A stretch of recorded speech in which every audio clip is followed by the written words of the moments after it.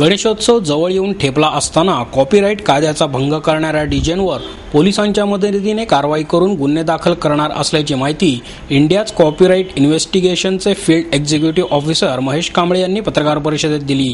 कंपन्यांची परवानगी न घेता डीजे मालक कंपन्यांची गाणी कॉपीराईट कायद्याचा भंग करून पायरेटेड डीव्हीडी सीडी वापरून वाजवत असतात.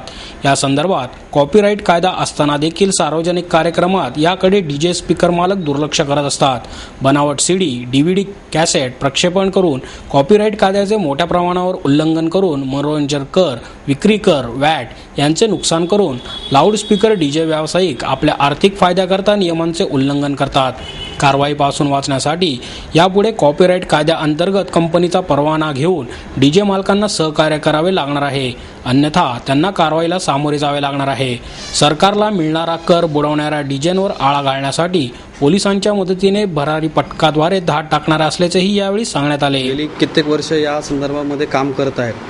आमचं एवढंच म्हणणं आहे की ओरिजिनल सीडीज कस्टमर्स जे काही आपले ग्राहक असतील, त्याच्यानंतर डीजे स्पीकर मालक यांनी ओरिजिनल सीडीज वापराव्यात, पायरेटेड सीडीज वापरून. आता ह्या ज्या सार्वजनिक उत्सवामध्ये अशा प्रकारची पायरेसी होत आहे, यासाठी आम्ही भरारी पथकं नेमलेली आहेत आणि अशी भरारी पथकं प्रशासनाच्या माध्यमातून मान्य जिल्हाधिकाऱ्यांना आपण याबद्दलचं निवेदन दिलेलं आहे, पोलीस प्रशासनाला याबाबतचं निवेदन दिलेलं आहे.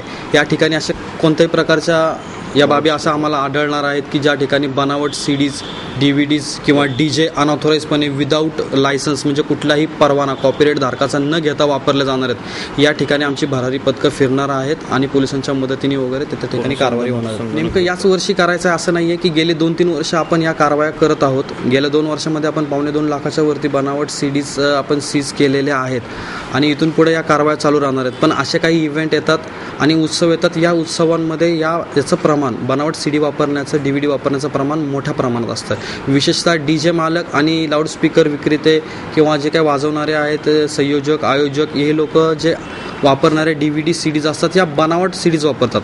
तर आमचं त्यांना एवढंच नम्र आव्हान आहे की त्यांनी कॉपीराईट मालकांचा परवाना घ्यायचा आहे आणि परवाना घेऊनसुद्धा ओरिजिनल सीडी आणि डीव्हीडीज लावाव्यात आणि सहकार्य करावं आम्हाला. आता सध्या आपण अल्ट्रा आणि कृणाल या कंपन्यांसाठी पुणे शहरामध्ये मोहीम राबवणार आहे. या कृणालमध्ये गणपतीच्या सीडीज येतात, दुर्गा अष्टमीच्या वगैरे अशा काही सीडीज येतात, आरत्या येतात. या संदर्भात आपण ही कारवाई राबवणार आहोत.